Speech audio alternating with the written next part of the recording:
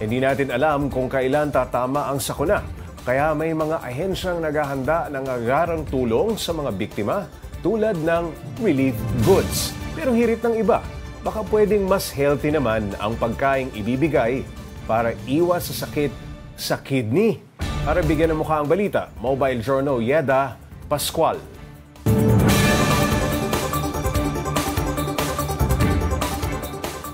Kapag nasalanta ng kalamidad, may ayuda food packs na binibigay na ang kadalasang laman, instant noodles, instant coffee at mga dilata. Napapatanong tuloy ang ilan kung hindi ba delikado yan sa kalusugan. Ito ang malimit na makikita sa food packs ng gobyerno. Bigas, dilata, noodles at mga sachet ng kape. Nakatutulong man, napupuna naman ito ng ilang Pinoy. Convenient nga, pero hindi naman daw kasi healthy ang mga yan. Paliwanag naman ng Department of Social Welfare and Development, pauna lang ito sa kanilang ibinibigay na tulong. Ito kasi yung na-disenyo, no, pinag-aralan din ito bilang bahagi nga ng response actions ng ating ahensya kapag merong mga disasters or emergency.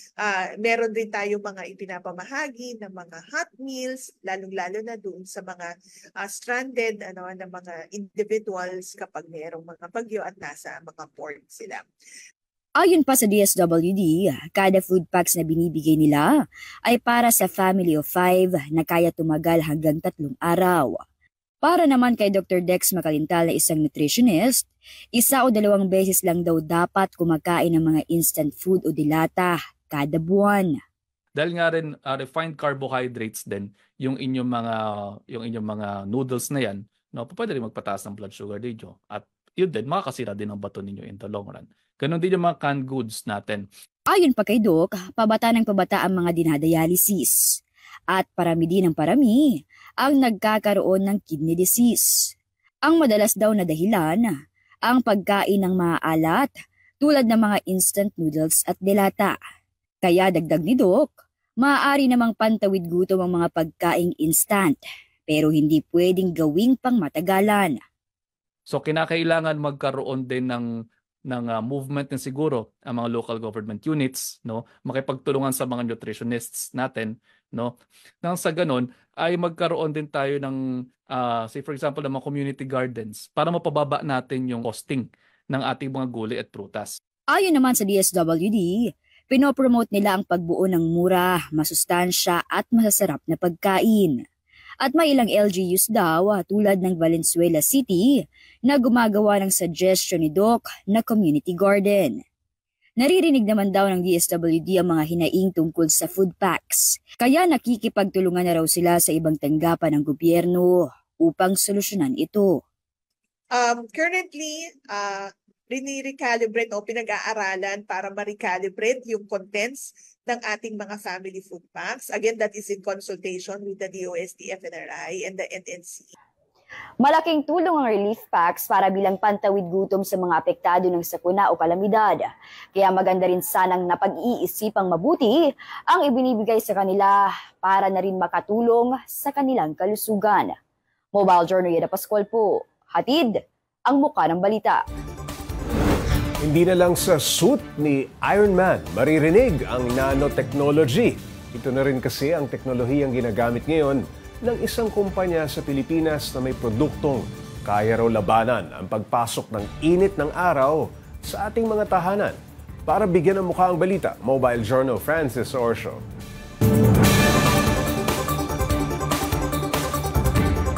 Kapag mainit ang panahon, tambay na lang sa loob ng bahay. Yun nga lang kung minsan mainit at maalinsangan pa rin kahit nasa bahay ka na. Pero ang problemang yan, may solusyon na sa tulong ng siyensya.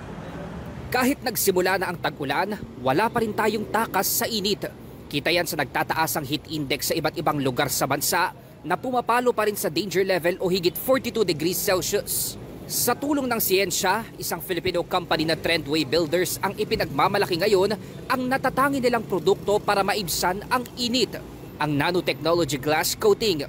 Ano naman kaya yan? Nakaka-block na siya ng pagpasok ng init at saka ng UV rays into our homes So nagiging mas komportable at mas malamig ang pakiramdam natin sa ating mga bahay-bahay. Liquid base ang NanoCoat solution nila. Ina-apply o inilalagay ito sa mga glass panel tulad ng pinto, bintana o pader na gawa sa salamin. Kaya nitong maharang ang pagpasok ng init at ultraviolet rays na dahilan ng pag-init ng isang kwarto o silid.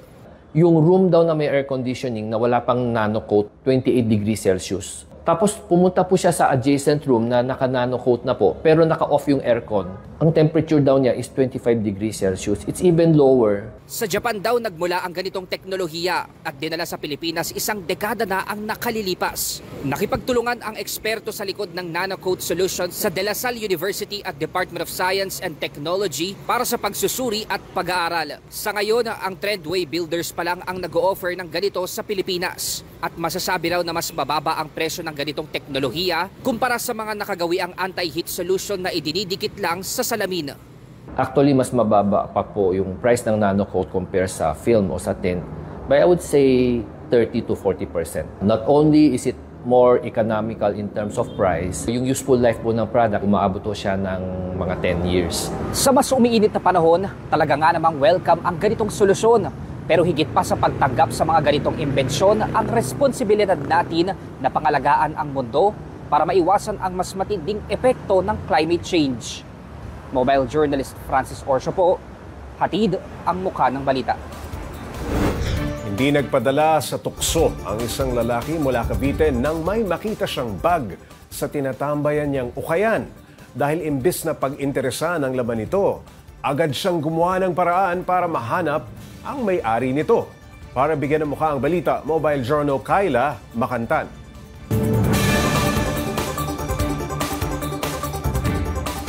Sa panahon ngayon, every piso counts. Kung makapulot ka ng easy money, itatago mo ba?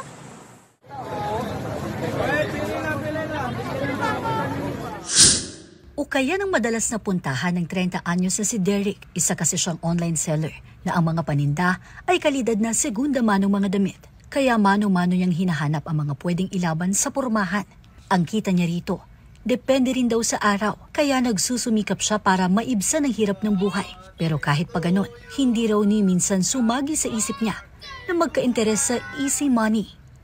Nitong June 4 nga, habang nakaupo sa labas ng ukayan sa Rosario, Cavite si Derek, may nakita siyang bag sa ilalim ng mga damit. Agad niya itong inilapit sa mga bantay ng ukay. Po siya makikita kung nakatayo po kayo, ganun. Baka daw po naiwan lang, ganun, baka balikan din. Sabi ko, 3 araw na pala nakalipas. Bakit hindi niya tinabi? Baka mamaya, ang ibang kumuha niyan, yung hindi naman may-ari. Sabi ko, titignan ko na lang kung may mga ID. Nang makita na ni Derek ang pagkakakilanlan ng may-ari, hindi na raw niya uli binuksan ang bag. Nalaman niya na taga Cavite lang din ang owner kaya naisip niyang ihatid na lang hanggang sa makakita pa siya ng isang ID. Ang may-ari pala, stall owner sa palengke na ilang hakbang lang ang layo mula sa ukayan. Agad pinuntahan ni Derek si Nanay Marilu Estores, 72 years old, bit-bit ang kanyang bag para isauli. Tonto po siya na nabalik sa kanya yung gamit niya. Sabi niya, yun, parang hulog ka ng langit sa akin, anak. Ganyan. Kasi 3 araw ko na itong hinahanap talaga eh. Halos gabi-gabi ako naiyak kasi nga, nag-aalala nga ako kung saan napunta. Ang alam niya lang daw po, pinatong niya lang daw po dun sa tindahan niya. Ang alam po nila, may kumuha. Ang laman pala ng bag, IDs, ATM card, passbook at cash. Kumpleto naman daw itong naibalik kay Nanay Marilu sa tulong ni Derek dahil walang CCTV sa pwesto ni Nanay Marilu.